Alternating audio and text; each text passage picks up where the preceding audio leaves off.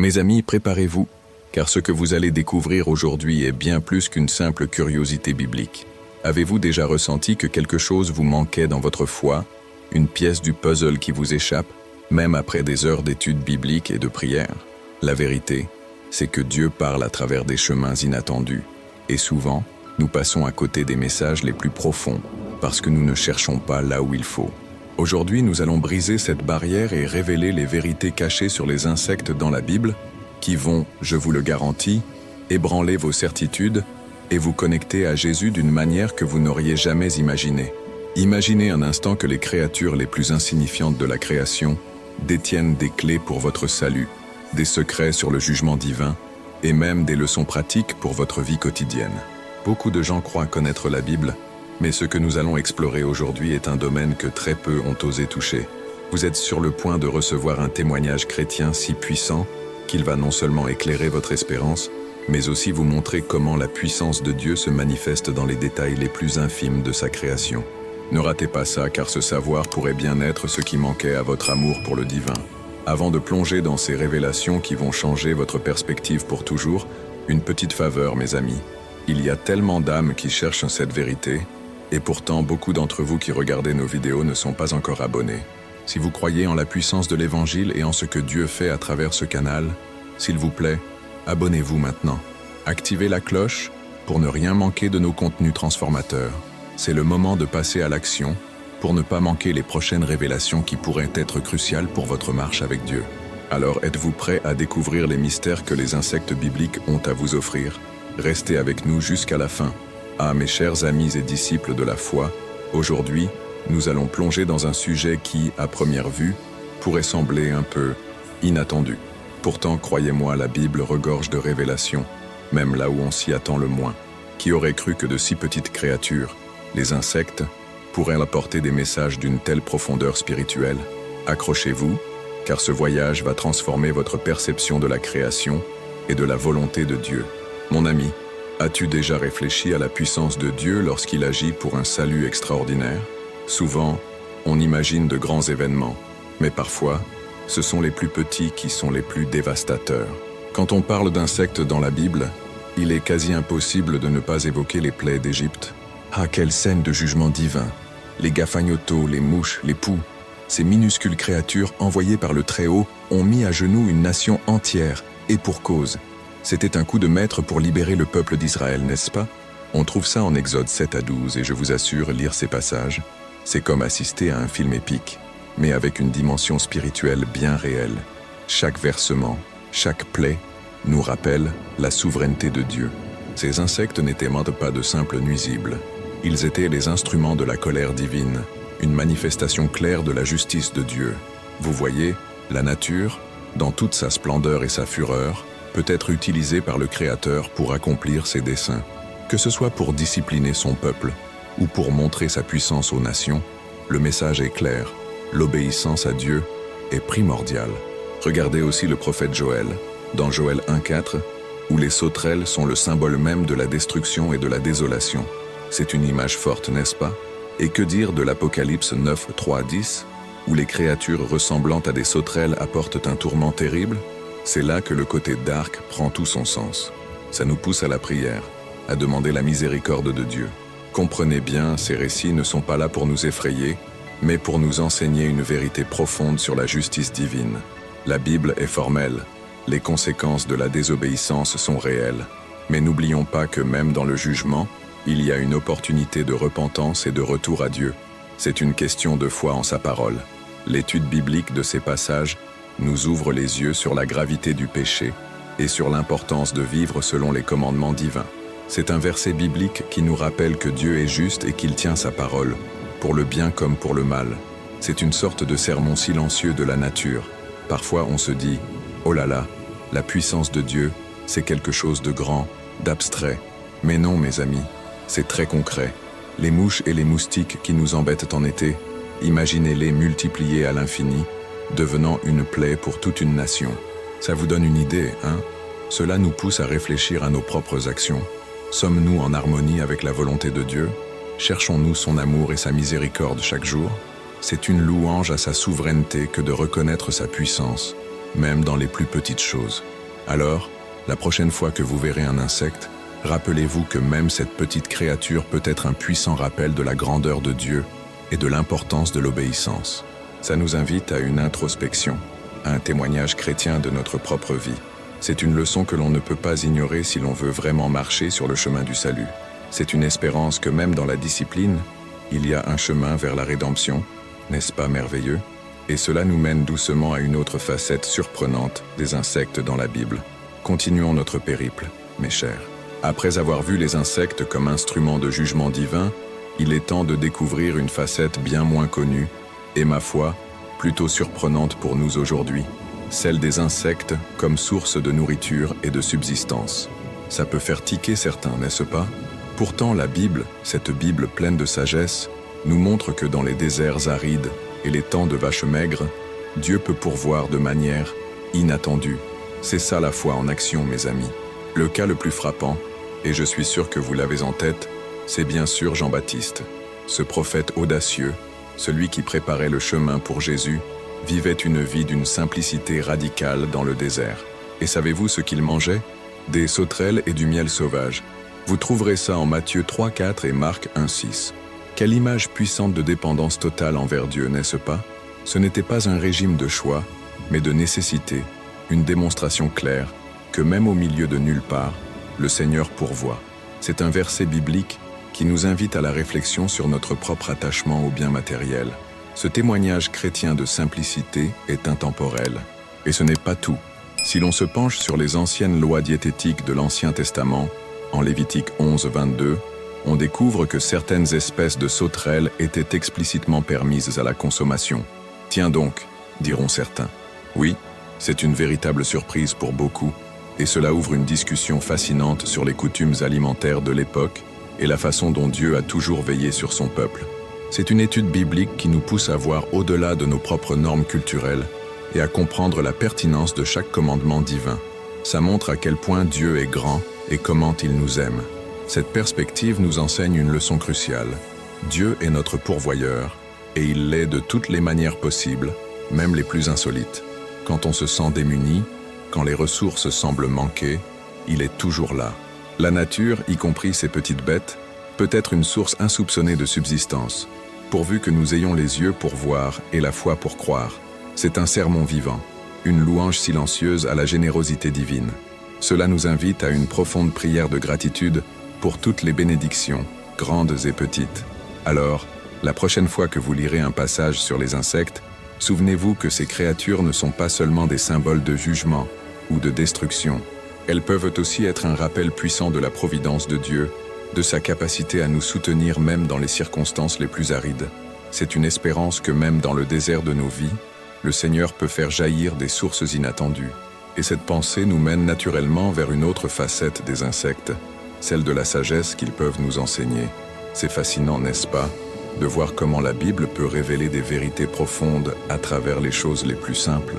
Après avoir exploré le côté sombre et puis le côté surprenant des insectes, attardons-nous maintenant sur un aspect que l'on néglige souvent, les leçons de sagesse et de diligence que ces petites créatures peuvent nous offrir. Parce que oui, mes amis, même les plus insignifiants des êtres vivants peuvent être de grands maîtres si on a l'humilité d'apprendre. La foi n'est-elle pas aussi d'ouvrir les yeux sur la grandeur de Dieu en toutes choses? Le premier exemple qui me vient à l'esprit, c'est bien sûr la fourmi. Ah, la fourmi! Qui aurait cru que ce petit insecte, souvent ignoré, serait cité comme un modèle de vertu dans les proverbes? En Proverbe 6, 6, 8, il nous est dit « Va vers la fourmi, paresseux, considère ses voies et deviens sage. Elle n'a ni chef, ni inspecteur, ni maître. Elle prépare en été sa nourriture. Elle amasse pendant la moisson de quoi manger. » Et en Proverbe 30, 25, il est rappelé que « Les fourmis, peuple sans force, préparent néanmoins leur nourriture en été. » C'est un verset biblique percutant, n'est-ce pas? Il nous pousse à réfléchir à notre propre éthique de travail et à notre prévoyance. Voyez-vous, la fourmi ne procrastine pas. Elle ne se dit pas « Oh, je ferai ça demain ». Non, elle travaille sans relâche, prévoyant l'hiver rigoureux même en plein été. C'est une image tellement puissante de la discipline et de l'organisation. Ces qualités, mes amis, sont essentielles pour notre vie spirituelle également. Si nous voulons grandir dans notre foi, Nous devons être diligents dans notre prière, assidus dans l'étude biblique et constants dans notre adoration. Ce n'est pas en restant les bras croisés qu'on reçoit les bénédictions, mais en agissant avec persévérance, comme cette minuscule créature. C'est un sermon vivant de la nature. Pensez-y un instant. N'est-il pas quelque peu humiliant, voire cocasse, que nous, êtres humains dotés de raison et d'intelligence, soyons invités à prendre exemple sur une fourmi? Et pourtant, c'est là toute la sagesse de la Bible. Dieu nous enseigne que les grandes leçons peuvent venir des plus petites choses. Cela nous rappelle l'importance de l'humilité. C'est un témoignage chrétien que la vraie sagesse est de reconnaître que nous pouvons toujours apprendre, même des créatures qui semblent insignifiantes. C'est un chemin vers l'amour véritable et la compréhension de la création. Alors, la prochaine fois que vous croiserez une fourmi affairée, ne la piétinez pas sans y penser. Observez-la. Laissez-la vous rappeler l'importance du travail acharné, de la prévoyance et de la persévérance. C'est une petite leçon de vie qui, si elle est appliquée, peut apporter de grands fruits, tant sur le plan pratique que spirituel. C'est un pas de plus vers une espérance renouvelée et un salut conscient. Et cette sagesse nous ouvre la porte à un autre aspect fascinant des insectes, leur rôle symbolique dans les prophéties. Quel voyage fascinant nous faisons, n'est-ce pas, à travers le monde des insectes et les mystères de la Bible. Après avoir vu leur rôle de jugement et de subsistance, puis les leçons de diligence qu'ils nous offrent, il est temps d'aborder un aspect encore plus profond, le symbolisme spirituel des insectes dans les prophéties et les paraboles. Parce que oui, mes chers amis de la foi, la parole de Dieu est riche et complexe, et même les plus petites créatures peuvent porter des significations immenses. Pensez par exemple aux essaims ou aux gafagnotos utilisés pour représenter des armées envahissantes. Si vous lisez le livre de Joël 2, de 11, vous verrez une description frappante d'une invasion si dévastatrice qu'elle est comparée à un enxame de gafagnotos, sombre et destructeur. C'est une image forte, n'est-ce pas? Pas seulement une menace physique, mais un symbole de la puissance de jugement ou d'une affliction écrasante. Cela nous montre comment Dieu utilise des images familières pour nous faire comprendre des événements à la fois terrestres et spirituels. C'est un verset biblique qui résonne avec une gravité particulière. N'oublions pas non plus la parabole du bichigno, un ver, qui dévore la plante de Jonas en Jonas 4:7. C'est une histoire touchante, n'est-ce pas? Jonas est en colère parce que sa plante protectrice est détruite. Mais ce petit ver est un instrument de Dieu pour enseigner à Jonas et à nous l'éphémérité des choses matérielles et la souveraineté absolue de Dieu sur toute la création. Ça met les choses en perspective, hein? Cela nous pousse à la prière pour que nos cœurs soient alignés avec la volonté de Dieu et non avec nos propres désirs passagers. C'est un véritable sermon en miniature. Et que dire des abeilles? Bien qu'elles soient souvent associées au miel et à la douceur, dans certaines prophéties, elles peuvent symboliser des ennemis ou une opposition féroce. En Deutéronome 1:44, il est dit que les Amoréens les ont poursuivis comme des abeilles. Et dans le psaume 118:12, le psalmiste mentionne qu'ils l'ont environné comme des abeilles.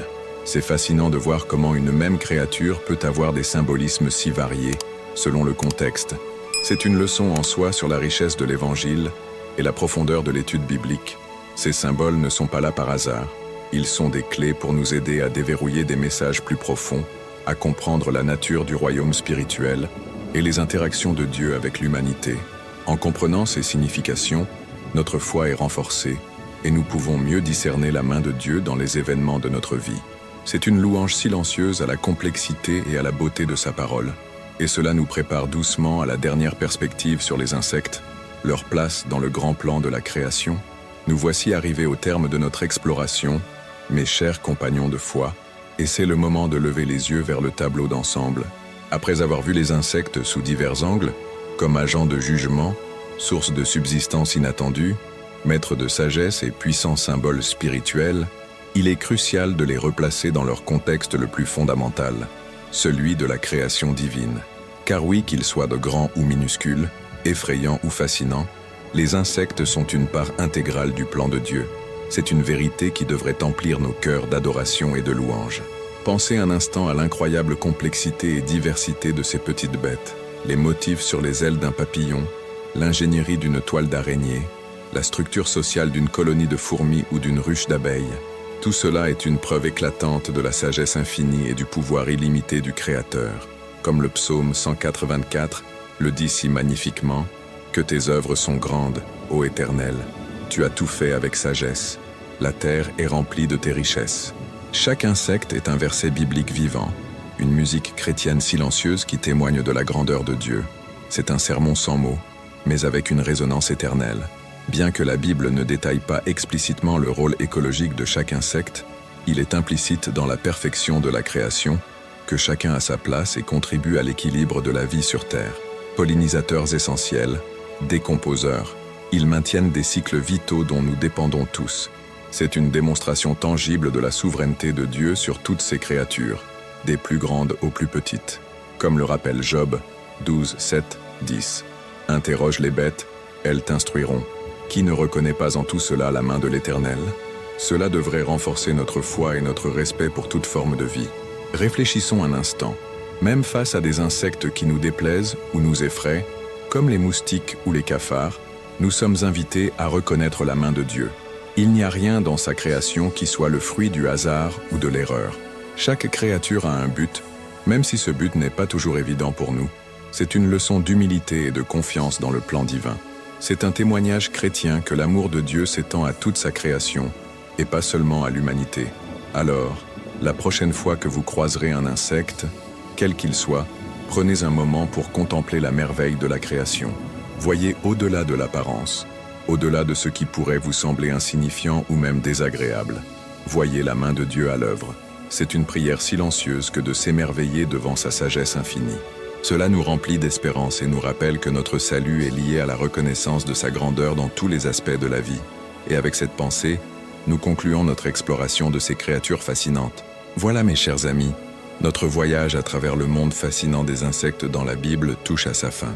Qui aurait cru que de si petites créatures pouvaient révéler de si grandes vérités sur Dieu, le salut et notre propre foi ? J'espère sincèrement que cette exploration a éveillé en vous une nouvelle soif de connaissance et un désir ardent de vous rapprocher de Jésus. Maintenant, la question demeure. Après tout ce que nous avons appris, comment cette sagesse va-t-elle transformer votre vie ? Quel est le verset biblique ou la leçon la plus percutante que vous emporterez de cette discussion ? Partagez vos réflexions, vos témoignages chrétiens ou même vos questions dans les commentaires ci-dessous.